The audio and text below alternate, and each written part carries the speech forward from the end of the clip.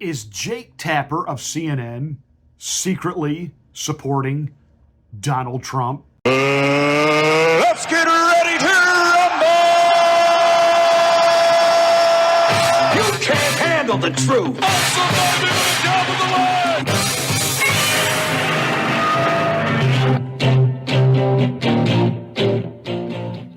Hey, I'm Pastor Marty, and this is the Afternoon Drive. Thank you so much for watching. Please make sure that you are subscribed to the channel, and once you are, smack the bell, click the word all. That'll give you a notification of my rants, my ravings, my undeniably flawless, impeccably perfect reasonings. Hey, please like and share this video. It's the only way we get the word out that we're here. Thank you so much for watching and being a part of the Afternoon Drive. I know. You think I have completely lost my mind. What are you saying, Jake Tapper for Trump? He's constantly still talking smack about Trump. I know. But is that a cover? Because since the debate, when Joe Biden just absolutely fell apart before the world, Tapper's been on a mission. I think Tapper was maybe a little bit on the naive side of not really realizing just how bad the cognitive decline of Joe Biden was, that he might have had a little bit too much of the Kool-Aid, that Biden's fine. He's showing his age a little bit, but overall he's fine. And what he saw on that debate stage, I think, sickened him. It sickened him on two fronts. One, this guy is not even qualified to be the sitting commander-in-chief right now. He's not. I think the other part of him is what he likes to see himself as a respected journalist of the real media. He's been lying. He's been a hack. He has been carrying the water, and he's angry because Jake Tapper went on the airwaves of CNN and pointed out all of the lies that Joe Biden told during the debate. Jake Tapper has been pointing out the inaccuracies, the hypocrisies, and the phony baloney bullhawk, which is Jim Walz, the VP pick of Kamala Harris. And when Biden was, still on the ticket and out there doing interviews, Jake Tapper would point out all of his fumbles, his incoherency of his answers, especially when he had his little sit down with George Snuffleupagus. And now it's Jake Tapper who is constantly interviewing Vivek Ramaswamy and J.D. Vance. And what's big about that is, unlike that snarky little brunette from CNN who hosted the town hall with Donald Trump, and she was just snarky and nasty, and Donald Trump called her a nasty individual, and she's just really snarky. And she got laughed at on Stephen Colbert's show, and he embarrassed her. And Dana Bash and the rest of the CNN panelists, like, Van Jones. What Jake Tapper is doing, without coming out and saying he supports Donald Trump, he's having pro-Trump people on, and he's letting them make the case. There's no pushback. There's no arguing. There's no cutting them off and saying, yeah, but it's not Don Lemon turning off microphones. This is Jake Tapper letting them speak. He had J.D. Vance on to talk about Tim Walz, the vice presidential nominee for the Democrats. Senator Vance, thank you so much for joining us. What's your reaction to what you heard from your counterpart and from the Democrats this evening in Chicago? Well, I think it's an interesting contrast, Jake, between what President Trump and I are offering, which is very simple. We are advancing policies that are going to lower the cost of housing, lower the cost of food, secure the southern border, and raise wages for the middle class.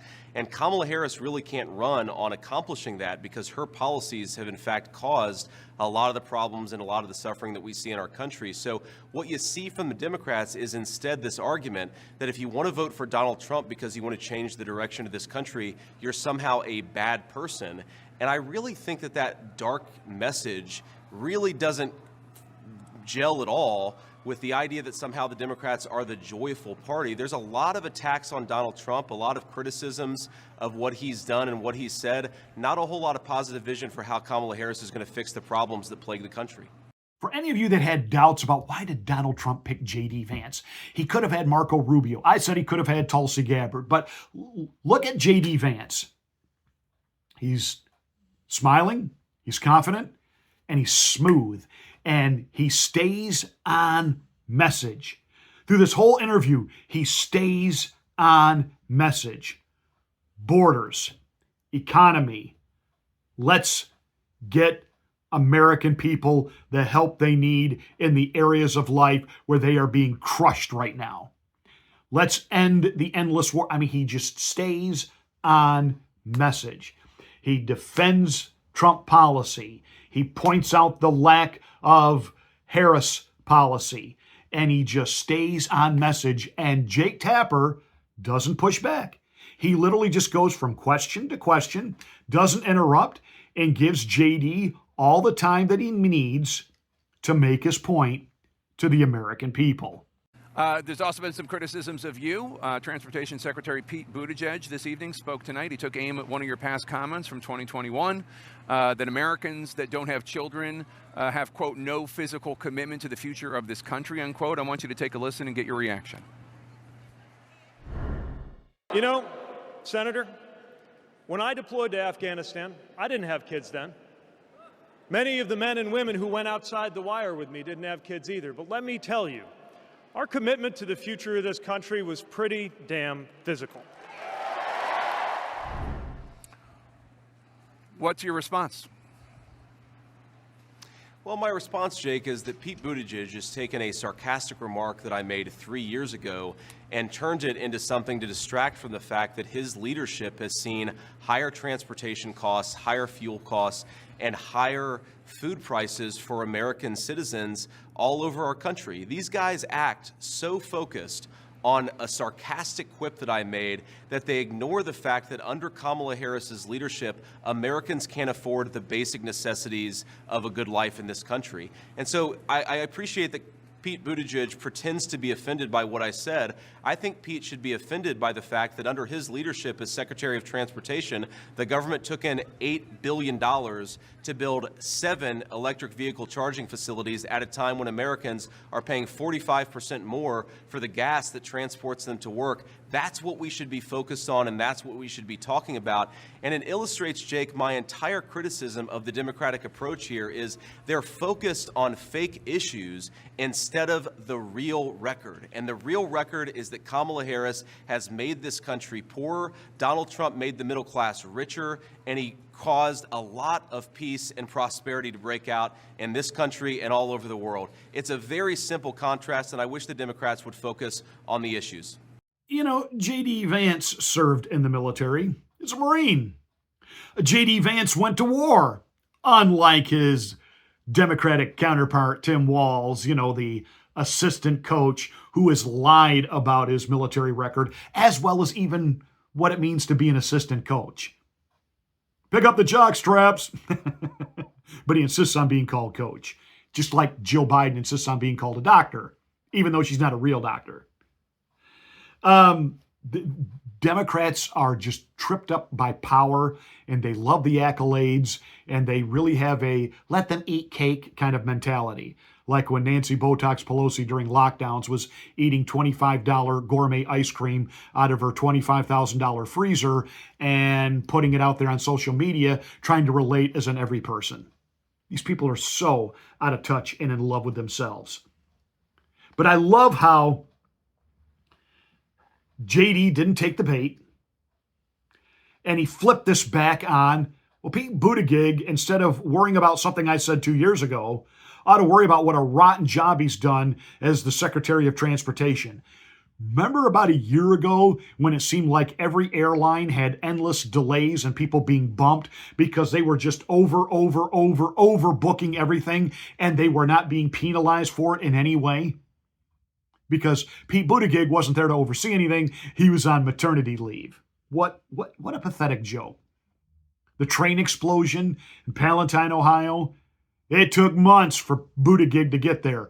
Donald Trump got there, brought pallets of water, brought supplies to the people, took the first responders out to McDonald's and treated them. And unlike Team Kamala, when Donald Trump walks into a McDonald's or a gas station, his people don't go in front of him and kick everybody out so that it's a staged event. Whoever's in there, whether they hate Trump or love Trump, they get to talk to Trump. Kamala doesn't do that. She's afraid. She's in hiding. The whole Kamala campaign is. And I think Jake Tapper knows that. And here's J.D. Vance, who's willing to come out, take these questions, which, by the way, are great, because this is really prepping him for debate. Because the first real questions that Tim Balls is going to hear is going to be at the debate. And he's going to mumble and fumble. And J.D. this is going to be like batting practice for him. He will mop the floor with this guy at a debate. And Jake Tapper just lets him talk. There was another comment about you I wanted to get a reaction to. This evening we heard a bit about January 6, 2021. We saw a video of police officers getting assaulted. Take a listen to what Maryland Congressman Jamie Raskin said the other night about you.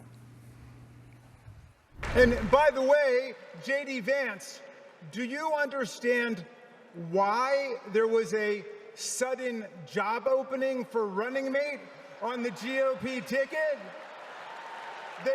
They tried to kill your predecessor. Do you have any reservations at all taking the ticket, taking the opportunity to serve as a vice presidential nominee, given what happened to Vice President Pence on January 6th? No, not at all, Jake. And look, I can't help but laugh at what Jamie Raskin said. These are people who somehow always make themselves the victims. Jamie Raskin should be much more worried about the fact that there are a lot of Americans that can't afford to buy groceries, that can't afford to put their children in a nice home because of the policies that he has implemented and he has voted for. I just don't understand a person in American politics in 2024 who's whining about what happened to them instead of using their leadership and using their influence to make the lives of American citizens better. I have no reservations about taking this job because I know that if we make Donald J. Trump president of the United States, he's going to deliver rising wages, lower prices, and a secure border. That is all worth it for me, whatever the media or Jamie Raskin says about me. Again, JD didn't take the bait. He stayed on point, stayed on message.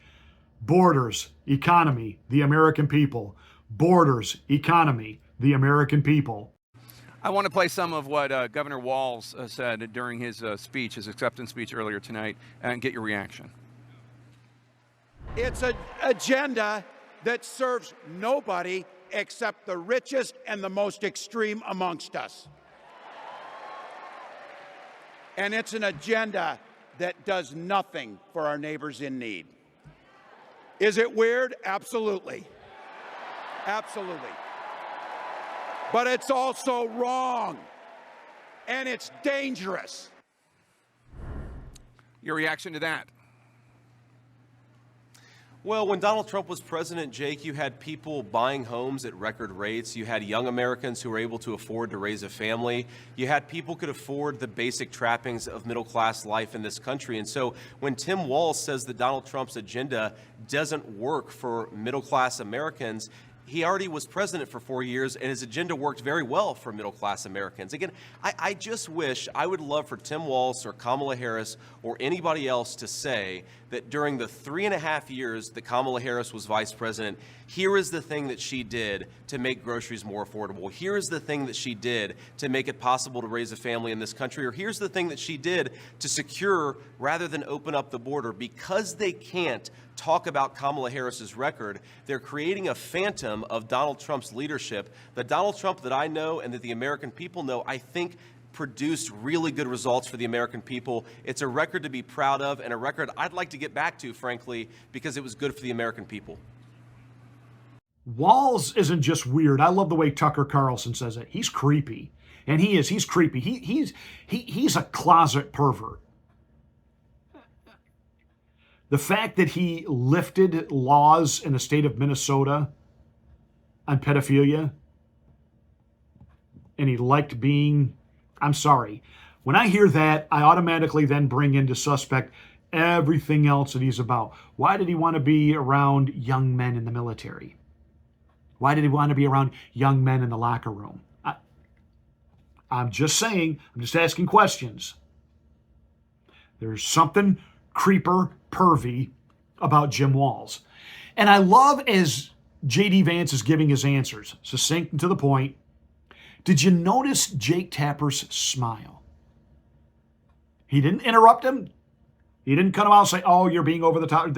He let him speak. Again, I don't think that Jake Tapper necessarily is a big Trump guy. I do think he believes that Trump would be the better president, that they have been so lied to by Team Biden about everything. I think there's enough American patriotism still in Jake Tapper. He is willing to take the big corporate money and act like a stooge with the propaganda lines. But he knows exactly what he's doing. And allowing J.D. Vance to come on and talk uninterrupted, make his points, and move on. I'm telling you. Jake has been tapped for Trump. Both you and President Trump have suggested that there's something wrong or illegitimate about the way that Kamala Harris replaced Joe Biden on the Democratic ticket. Now that the Democratic convention is here, do you accept Kamala Harris, Vice President Harris, as the legal and legitimate presidential nominee of the Democratic Party? Well, first of all, Jake, she's certainly the legitimate nominee of the Democratic Party. We're going to debate her, and we're going to try to beat her in November. But I do think it's a little bizarre how the Democrats went about this. We have to remember that for 3.5 years, Kamala Harris and a lot of Democrats said that Joe Biden was totally fit for the job. That was revealed to be a lie. And then when it became obvious that Joe Biden was political dead weight, they replaced him without casting a single Democrat primary vote. That doesn't make it illegal, but it certainly makes it a little bizarre. And if I was a Joe Biden voter, I'd be pretty frustrated at the way that this unfolded. J.D. Vance simply makes the case very succinctly. This is a coronation. Where was the actual primary? Where was the actual will of the people? Where was democracy? And at that point, all Jake Tapper could do was say, thank you. Senator J.D. Vance of Ohio, thanks so much. Safe travels, sir. Good night, Jake. Thanks.